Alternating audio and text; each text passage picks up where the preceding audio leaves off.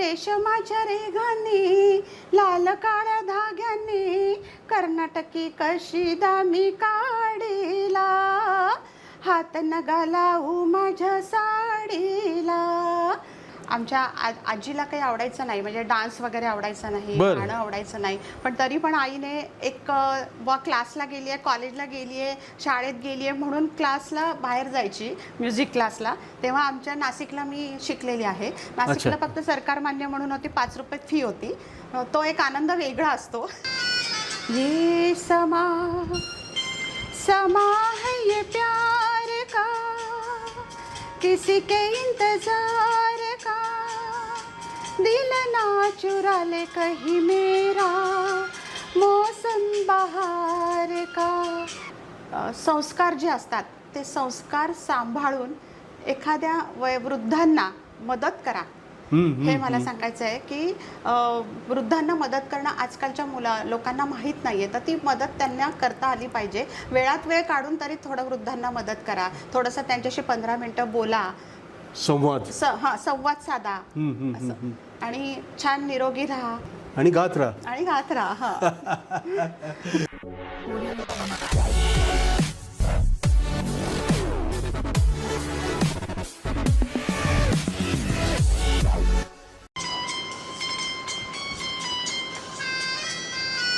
ये समा समा है ये प्यार का किसी के इंतजार का दिल ना चुरा ले कहीं मेरा मौसम बहार का. ये समा समा है ये प्यार का किसी के इंतजार का दिल ना चुरा ले कहीं मेरा मौसम बहार का. वा वा वा वा वा, काय शुभंकर प्रासंगिक आणि सुरीला असा प्रारंभ आपल्या गप्पांना झाला आहे. मला वाटतं हा जादुई स्वरसम्राज्ञी लता दिदींचा होता आणि अत्यंत अमीट आणि अवीट गोडीचं हे गाणं आणि मौसम काय बढिया. तर रसिक मित्रांनो नमस्कार, मी आपला होस्ट प्राध्यापक राजेंद्र देशमुख आपल्या सगळ्यांचं सहर्ष स्वागत करतो आपल्या लोकप्रिय असणाऱ्या हॉबिडूबिडू अर्थात एक तरी छंद असायला हवा हे ब्रीद घेऊन वाटचाल करणाऱ्या संवाद कट्ट्यावर आज आपण सुरील्या सांगीतिक अशा गप्पा मारणार आहोत आणि सांगीतिक प्रवास एका सुस्वर अशा गायिकेचा जाणून घेणार आहोत. तर खरं तर त्या व्हर्सटाईल आहेत, आयामी असं व्यक्तिमत्व आहे. केवळ सांगीतिक असाच त्यांचा प्रवास नाही आहे, तर योगा, अध्यात्म, अनेक सामाजिक, सांस्कृतिक, शैक्षणिक संस्थांशी सौभाग्यवती विद्या भंगाळे यांचा अतिशय जवळचा असा स्नेह आहे, घट्ट असं नातं आहे, त्यांचं कॉन्ट्रीब्युशन आहे. तर सहर्ष स्वागत करूया अख्ख्या मल्हारच्या टीमच्या वतीनं. मॅडम, आमच्या हॉबिडूबिडू अर्थात एक तरी छंद असावा एपिसोड क्रमांक 271 मित्रांनो. आय रिपीट 271वा भाग आणि गायिका सौभाग्यवती विद्या भंगाळे मॅडम आपल्यासोबत आहेत. मॅडम, मगाशी छान सुरीला असा प्रारंभ झालेला आहे. तुमचं व्हर्सटाईल असं पर्सनॅलिटी आहे आणि त्यात सांगीतिक भाग जास्त महत्त्वाचा आहे, नाही का? आणि आपलं जीवन गाणं जे आहे, आपला संसार आणि ते अतिशय सुरेल आणि सुखद व्हावं याच्यासाठी संगीतासारखं दुसरं टॉनिकच नाही. पण मग मी म्हटलं तुमचं ओळख करून देताना की बहुआयामी व्यक्तिमत्वाशी आपण छानपैकी गप्पा मारणार आहोत. तर मग हे बहुआयामी व्यक्तिमत्व नेमकं कसं, अजून कोणते कोणते छंद आहेत जरा आमच्या रसिक मित्रांना शेअर करा ना. एक बहुआयामी म्हणजे एक सामान्य गृहिणी. मी एक सामान्य गृहिणीच आहे. करेक्ट. पण गृहिणीने काय करावं, म्हणजे आपण म्हणतो की बा मी एवढी शिकलेली आहे पण मला काही करता येत नाही आहे, पण माझा छंद जो आहे तो सुप्त आहे, तो बाहेर निघत नाही आहे. तर तिने तो बाहेर काढावा किंवा तिने कुठल्या तरी नोकरीच्या बाबतीमध्ये किंवा काहीतरी कुठला तरी छंद, कुठला तरी व्यवसाय हे ती सहजपणे करू शकते. अच्छा अच्छा अच्छा. हां, बरं. मग तुमचं सांगीतिक क्षेत्रामध्ये सुद्धा संगीत विशारद आपण आहात, नाही का? हे औपचारिक शिक्षण आणि प्रत्यक्ष गाणं आणि तुमचा पहिला एक्सपिरियन्स मला वाटतं मगाशी सादर केलं ते पहिलं गाणं होतं का? हो, माझं पहिलं स्टेज स्टेज परफॉर्मन्स. पहिलं गाणं वा, आणि वा, मला वा. पहिल्यांदा बक्षीस मिळालेलं. क्या आणि बात. कुठेही मी गाणं सादर करत असताना पहिल्या आधी माझं ये समा गाणं गाते. बरं तेही बरं. सगळ्या लोकांना आवडतं आणि अच्छा. गाणं पण सुंदर आहे. हां हां हां हां. लता दीदींनी गायलेलं आहे. क्या बात आहे. बरं मग सूरविद्या, त्याच्यानंतर ब्युटी पार्लर, त्याच्यानंतर योगा क्लासेस, अजून बरंच काही.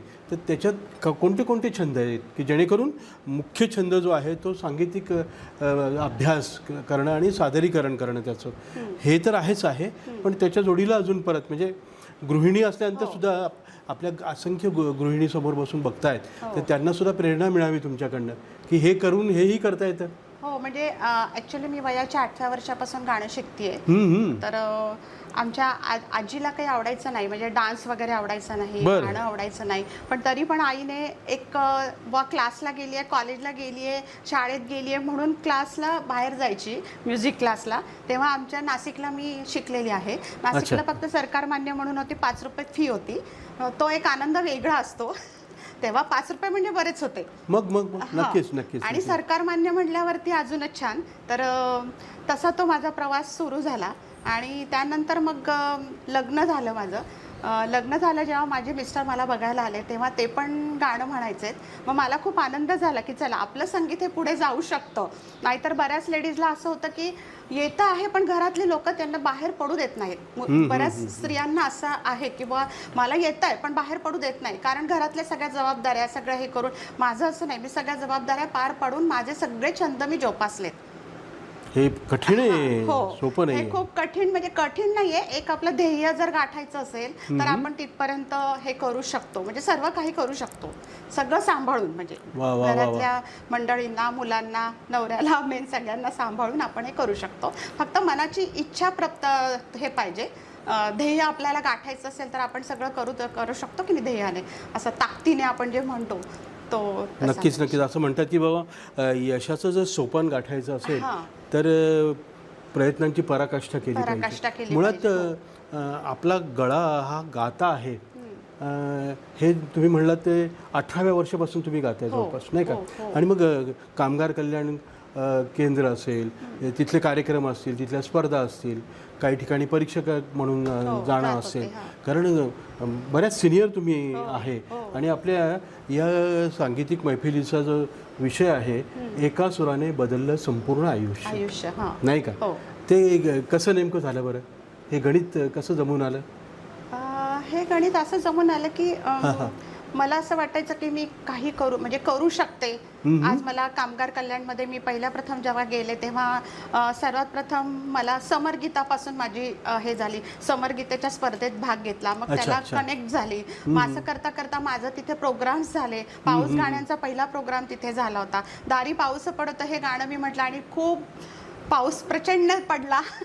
हे एक वैशिष्ट्य, म्हणजे हे सांगण्यासारखं आहे.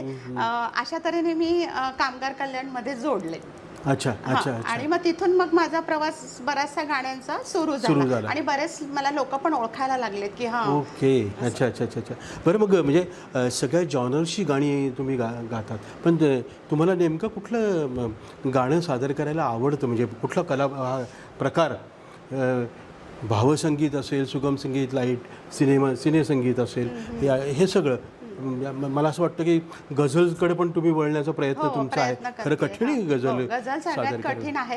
आता पण मी जस्ट अजून एका सरांना विचारले की मला गझल शिकायची, अजून डीप मध्ये नॉलेज त्याचं पाहिजे, कारण त्याचं प्रोनाउन्सिएशन वगैरे जमलं पाहिजे आपल्याला. वजन आणि शब्दाला प्रत्येक वजन आणि पोषक असतो, नाही का? मला असं वाटतं की अजून गझलमध्ये आपण थोडंसं शिकावं, म्हणून तो पण प्रयत्न आता सध्या चालू आहे. बरं, मग तुम्हाला अतिशय मान सन्मानाचा, प्रतिष्ठेचा लावणीसाठीचा पुरस्कार मिळाला. लावणीचा काय तो किस्सा जरा सांगाल बरं? आणि त्याच्यानंतर आपण या टप्प्यावर थांबून ती लावणी सुद्धा आहे ज्याच्यामुळे तुम्हाला पुरस्कार मिळालेला आहे ती ऐकणार आहोत.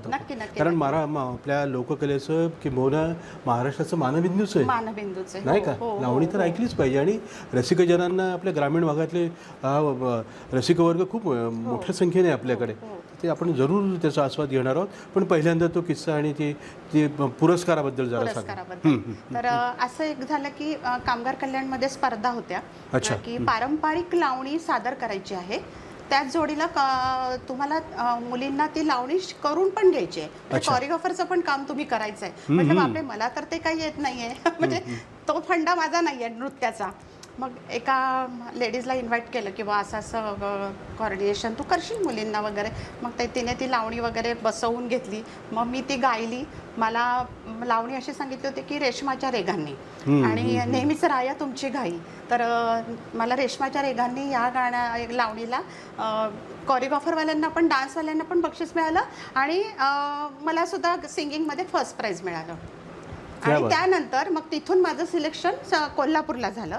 पण मला तिथे जाता आलं नाही काही कारणास्तव घरातल्या.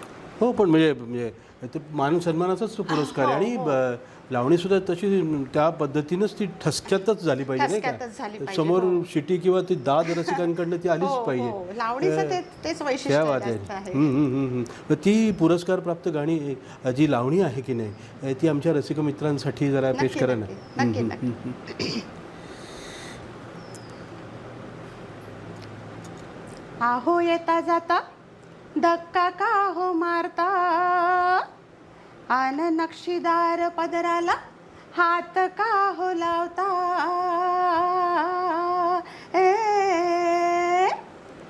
रेशमाच्या रेघांनी लाल काळ्या धाग्यांनी, रेशमाच्या रेघांनी लाल काळ्या धाग्यांनी कर्नाटकी कशीदा मी काढीला.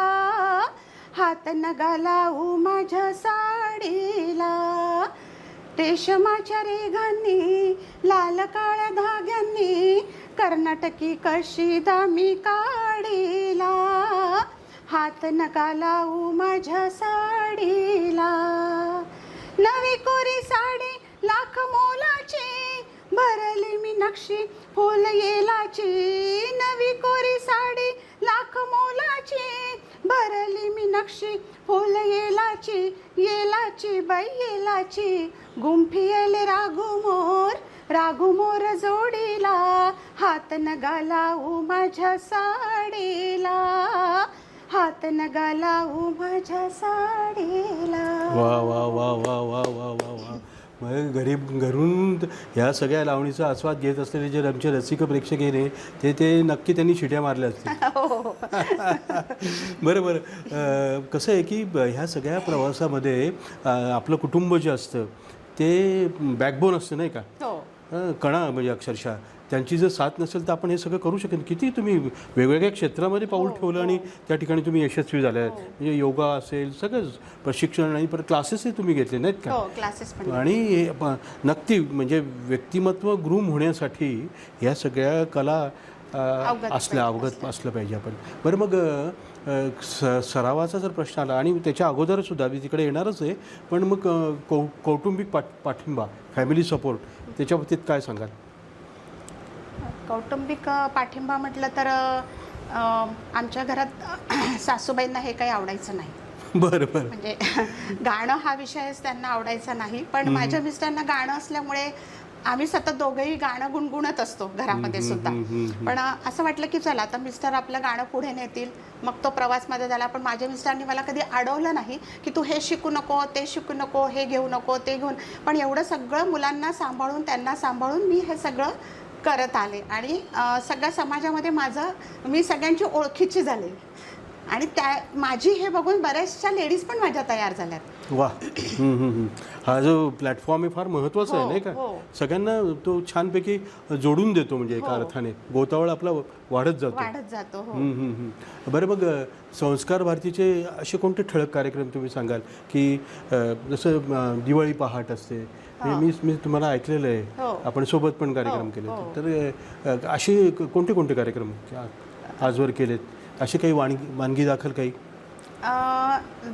संस्कार भारतीला बरेच दिवाळी पहाट केलेलाच एक आहे आणि अदर दुसरे पण प्रोग्राम मध्ये बरेचसे भाग घेतलेले आहेत. ऑर्केस्ट्रा वगैरे. अच्छा. बरं मग तुमचं क्लासिकल म्युझिक म्हणजे तुम्ही औपचारिकदृष्ट्या मला वाटतं तुमचं हे झालेलं आहे संगीत विशारद आपण आहोत. आणि आजकाल कराओकेचा जमाना आहे. तर काय नेमकं एकतर शास्त्रीय संगीत आणि तुम्ही दोन्ही सुगम संगीत. दोन्ही गातात म्हणजे हो. तर हे सोपं जातं आणि कुठेही फार मोठा लवाजमा नेण्याची गरज नसते. त्या कराओके सिंगिंग आता प्रचलित झालेलं आहे आणि लोकांनी पण ते ॲक्सेप्ट केलेलं आहे. तर काय सांगाल या दोन्ही हे जे प्रकार आहेत, तर शास्त्रीय हे अभिजात संगीत, तर बरेचशी लोक आता कराओकेवरती गाणी गातात. कराओके हे जे असं साधन आहे की घरातल्या घरात आपण सहज म्हणू शकतो. एक आपला विरंगुळा आपण करावा आणि समजा दुसऱ्यांसमोर आपल्याला सादर करायचं असेल तर आपल्याला क्लासिकलची जोड ही हवी, म्हणजे रियाज हा मेन हवा, तरच आपण ते गाणं चांगलं म्हणू शकतो. कारण काय असं कराओके म्हटल्यावर फक्त शब्द दिसतात पण आपला ताल कुठे चाललाय, सूर कुठे चालला हे आपल्याला कळत नसतं. जेव्हा आपण गाणं समोरची व्यक्ती ऐकत असते तेव्हा कळतं की बा याचा सूर गेलाय, ताल गेलेला आहे, भाव नाही आहे गाण्यामध्ये, हे त्यात जाणवतं. तर हे कशामुळे, तर क्लासिकल शिकलं तर हे सगळं आपल्याला ऑटोमॅटिक ते कराओकेमध्ये सुद्धा गाता येतं. करेक्ट. म्हणजे कराओके सुद्धा इतकं सोपं नाही आहे, त्याला ते रियाज लागतो, कष्टसाध्य ती गोष्ट आहे, तेव्हाच टाळ्या मिळतात की समोर. हो अगदी. बरं बरं बरं बरं. उलट मी तर म्हणेल क्लासिकल आणि सुगममध्ये आपल्याला आपण हार्मोनियमवाल्याला एक लाईन्स जरी रिपीट केली तरी ते रिपीट करून आपण गाऊ शकतो. तसं याच्यात नाही आहे. आपल्याला अगदी त्या लाईनमध्येच, त्याच गाण्यामध्ये, त्याच याच्यामध्ये चालावं लागतं. पण ते पण चालवताना सूर, ताल, लय, भाव हे सगळं महत्वाचं आहे. व्हॉइस कल्चर महत्वाचं आहे. वरचं स्केलचं गाणं असेल तर आपला आवाज फाटत असतो बऱ्याच वेळेला, मग त्याचा रियाज कसा करायचा हे खूप मोठा अभ्यास आहे त्याचा आणि तो करायला हवा. नक्कीच. बरं, मग अजून कुठल्या प्रकारची गाणी आपल्याला सादर करायला आवडतात आणि त्याची एक झलक आपल्याला या रंगलेल्या गप्पाच्या टप्प्यावर नक्की ऐकायची, तुमच्या आवडीचं? ओके. मी आता जे काही गाणं सादर करते आहे ते चांदणे शिंपित जाशी ह्या चित्रपटातील आहे आणि गायलेलं आहे अनुराधा पौडवाल यांनी आणि ह्या गाण्यालाही मला बक्षीस मिळालेलं आहे स्मृती अभ्यंकर तर्फे. हे चांदणे फुलांनी शिंपित रात्र आली, धरती प्रकाश वेडी ओल्या दवात न्हाली, ओल्या दवात न्हाली. हे चांदणे फुलांनी शिंपित रात्र आली, धरती प्रकाश वेडी ओल्या दवात न्हाली, ओल्या दवात न्हाली. तारे निळ्या नभात हे गुज सांगतात, कारंग वेगळा हा फुलत्या नव्या कळीस. तारे निळ्या नभात हे गुज सांगतात, कारंग वेगळा हा फुलत्या नव्या कळीस. होठातल्या स्वरांना, होठातल्या स्वरांना का जाग आज आली, धरती प्रकाश वेडी ओल्या दवात न्हाली, ओल्या दवात न्हाली. वा वा वा वा. हे अर्थपूर्ण आशयघन असं हे गीत आणि याला सुद्धा चांगल्यापैकी लोकप्रियता ह्या गीताला. आणि आता सुद्धा पावसाचा सगळा माहोल आहे आणि ते संगीतबद्ध सुद्धा छानच झालेलं आहे. म्हणजे सगळं ते भट्टी छान जमली होती नाही का. आपण सुद्धा सुंदर पद्धतीनं आणि अतिशय सुरेल पद्धतीनं ते गायला आहे. बरं, मग तुमच्या त्या परिचयपत्रामध्ये सुद्धा असा उल्लेख आहे की आकाशवाणीने सुद्धा बऱ्यापैकी संस्कार तुमच्या सगळ्या याच्यावर केलेली आकाशवाणीला गाण्याची संधी तुम्ही आकाशवाणीचा एक किस्सा सांगते. हां हां आम्ही लहानपणी इकडे जळगावला यायचो. म्हणजे माझं सासर जळगाव, माझं माहेर नाशिक. मला इकडे जळगावला दिलेलं. सतत आम्हाला वाटायचं की आकाशवाणी बोर्ड आहे, इथे आपण काहीतरी सादरीकरण करावं. काय बुवा हे आकाशवाणी, काय रेडिओ काय आहे, म्हणून सारखं ते बसमधून बसखीट डोंक व्हायचं की हां हे आकाशवाणी आहे, पण इथे एकदा जायचंच आहे आपल्याला, असं म्हणून पोचले. तिथपर्यंत पोचले म्हणजे अशी पोचले की माझी एक मैत्रीण आहे, ती म्हणे अगं तुझा आवाज खूप सुंदर आहे. आणि उषा शर्मा ताई, तेव्हा प्रतिमा जगताप होत्या माझ्या वेळेला, तर त्या म्हणायच्या अगं, म्हटलं मॅडम मला असं माझं पार्लरचं, मला माझं हेअरविषयी आणि स्क्रीनविषयी मला सांगायचं आहे, त्वचेच्या संबंधात, तर तुम्ही सांगाल का, मी तुम्हाला माझं स्क्रिप्ट लिहून देते. त्यामुळे तुझा आवाज इतका सुंदर आहे, तूच ते सादरीकरण कर. म्हणून मी ते सादरीकरण केलं होतं. तो मला प्रचंड आनंद होता. तेव्हा मोबाईल नव्हते, कॅसेट होत्या आपल्या, त्या कॅसेटवरती मग ते रेकॉर्ड करून मग ते सतत सतत सतत ऐकायचं की आपला हा आवाज असा येतोय. आणि तेव्हा रेडिओ पण बरेच लोक ऐकायचेत, असं तो एक आहे. आणि बऱ्याच वेळेला आकाशवाणीला सुगम संगीताचं पण आम्ही कार्यक्रम केलेले आहेत. माझं पार्लरविषयी तर माझे 2-3 हे सेशन झालेले आहेत. आणि स्त्री भ्रूण हत्या म्हणून आम्ही गाणं तिथे तयार केलेलं होतं आणि आम्हाला त्याला पण प्राईज मला मिळालेला आहे. एक लेख वाचवा म्हणून एक कार्यक्रम होता, तिथे मी स्त्री भ्रूण हत्याचं गाणं सादर केलं, त्याला मला फर्स्ट प्राईज मिळालं होतं. वा वा वा वा. कन्या वाचवा म्हणून, लेख वाचवा कन्या वाचवा. एक ज्वलंत प्रश्नावर त्याच्या अनुषंगाने सुद्धा तुम्ही मोठं सामाजिक काम सुद्धा कलेच्या माध्यमातून आपण करू शकतो. मला समाजाची पण खूप आवड आहे. म्हणजे सामाजिक मध्ये पण मी बरेचसे कामं करत असते. कोणाला काही मदत लागली, कोणाला काही लागलं, तेही मला तशी आवड आहे. हां, म्हणजे हेही योगदान महत्त्वाचं आहे ना, कलेच्या माध्यमातून समाजसेवा होते, नाही का? छान. तर एकूणच तुमचा कलाप्रवास हा अतिशय इन्स्पायरिंग आहे. बरं, ह्या सगळ्या याच्यावर गप्पांच्या ह्या सगळ्या कष्टकरी ज्या आपल्या महिला असतात की नाही, त्या उंबरठ्याच्या पलीकडे तुम्ही उल्लेख केला मगाशी सुरुवातीलाच की त्यांना बाहेर निघायला काही स्कोप नसतो किंवा त्यांच्यामध्ये टॅलेंट भरपूर असतं, पण ते येत नाहीत. तुम्ही भाग्यवान त्या अर्थाने की तुम्हाला प्लॅटफॉर्म मिळाला, नाही का? आणि या सगळ्या कलेचं चीज झालं, या छंदाचं चीज झालं. अर्थात ते पूर्णपणे तुम्हाला फुल मार्क्स आहे त्याच्यासाठी, जरी फॅमिली सपोर्ट असला. पण जाता जाता आमच्या ह्या महिला भगिनींना, ज्या कलाप्रेमी आहे, ज्या गाऊ इच्छितात किंवा तुमच्यासारखं वेगवेगळ्या पद्धतीचे कलाप्रांतात शिरू इच्छितात, त्यात काहीतरी करिअर करू इच्छितात, नाही का? तर आपल्याकडचं या खानदेशी भागामध्ये आता अलीकडे हे सगळं, पण मी जे माझं ऑब्झर्वेशन आहे इतक्या वर्षांचं की साधारणतः नवरात्राचे दिवस आले की मग 4 पैसे कमवण्यासाठी आपल्या हौशी कलावंतांना, गायक कलावंतांना ती संधी मिळते. असे काही प्रासंगिक, पण असं कायमस्वरूपी प्लॅटफॉर्म असायला पाहिजे. या दृष्टीने तुमचं मत काय? आणि दुसरं म्हणजे संदेश. हे 2 प्रश्न. तर मला असं सांगावं असं वाटतं की आजकालच्या महिलांनी घरात बसून सुद्धा त्या व्यवसाय करू शकतात. म्हणजे बाहेर पडायची त्यांना गरज नाहीये. फक्त घरात बसून तुम्ही एक छोटासा बिझनेस सुरू करता. उदाहरणार्थ लोणची तयार करणं, पापड तयार करणं, भरतकामाची आहेत ते तुम्ही एक काय ते पण करू शकतात. विणकाम करून बाहेर ते सप्लाय करू शकतात माल. अशी भरपूर असं ते काय करू शकतात. बेकरी फूड्स आहेत, पापड उद्योग आहे, हेही ते करू शकतात. अच्छा अच्छा अच्छा. हे करण्यासारखं भरपूर आहे. हां, फक्त आपण एक म्हणतो ना आपण की स्त्रीने बाहेर पडताना एक मानाने बाहेर पडावं, सन्मानाने, तसा तो व्यवसाय त्यांनी करावा असं. करेक्ट.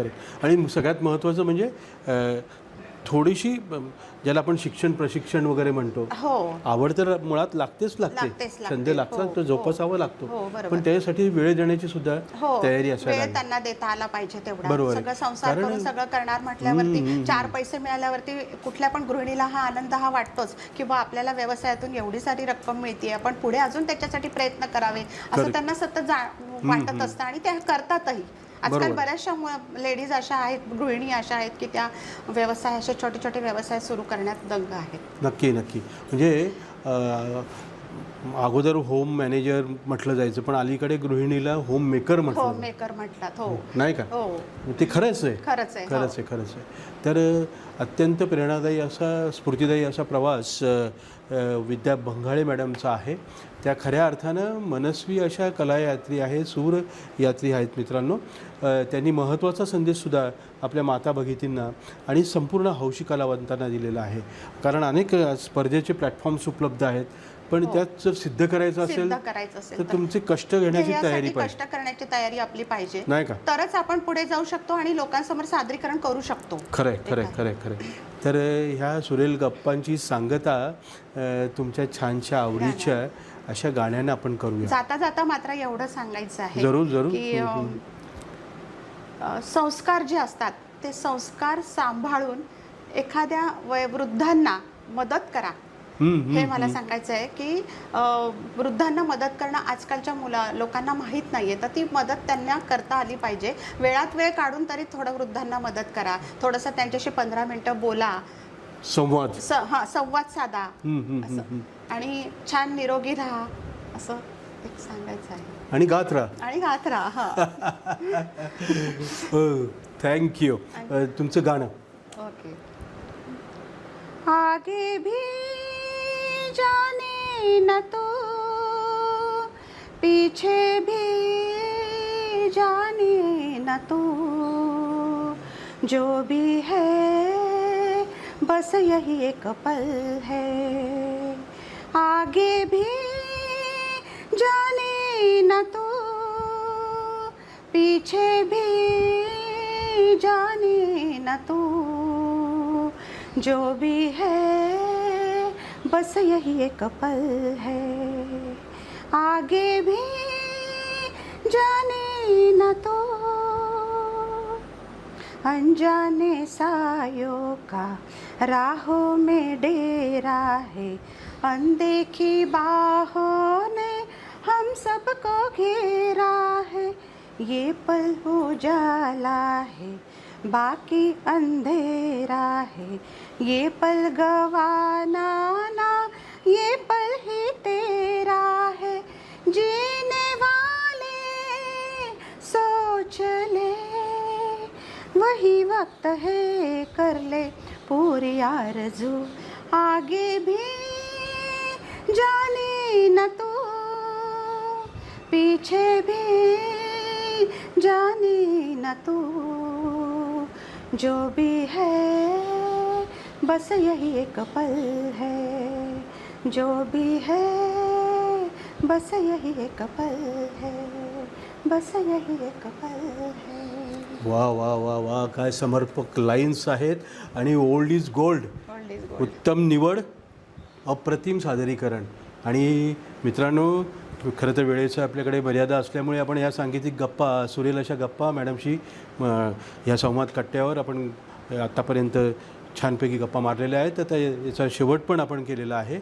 मॅडम, आमच्या अख्ख्या मल्हारच्या टीमच्या वतीने आपण आलात आणि छान गाणे ऐकवण्यासोबतच गप्पा देखील मारल्या आणि आमच्या माता भगिनींसाठी आणि हौशी कलावंतांसाठी तुमचं जसं एका सुरानं संपूर्ण आयुष्य सूर्ययात्री म्हणून बदलून टाकलं आहे, तसंच चमकदार आयुष्य, सुरील आयुष्य आमच्या सगळ्यांचं व्हावं यासाठी तुम्ही फार मोलाचा संदेश दिलेला आहे. मल्हारच्या टीमच्या वतीने तुमचं मनापासून आभार व्यक्त करतो. धन्यवाद. नमस्कार रसिक हो, मी विद्या भंगाळे. हुबीडुबीमध्ये आज इथे माझी मुलाखत झाली, तर आपणही सर्वांनी यावं आणि इथे मुलाखत द्यावी. तर इथे येऊन आपण एक उत्स्फूर्त कला आपण सादर करू शकतात. ज्या काही आपल्या कला आहे त्या पण इथे आपण छानपैकी, नाटकाचं असेल तर नाटक तुम्ही कला सादर करू शकतात, गाणं सादर करू शकतात, अदर तुम्हाला काही येत असेल ते पण इथे छानपैकी हुबीडुबीमध्ये तुम्ही सादरीकरण करू शकता. आपणही सर्वांनी यावं आणि इथे मुलाखत द्यावी आणि छान सबस्क्राईब करा सगळ्यांना. आणि छान इथे खूप सुंदर वाटतं. सर पण छान मुलाखत घेतात आणि सगळा हा माहोलच इतका सुंदर आहे इथे, त्यामुळे सर्वांनी इथे यावं आणि आपली छानशी मुलाखत द्यावी.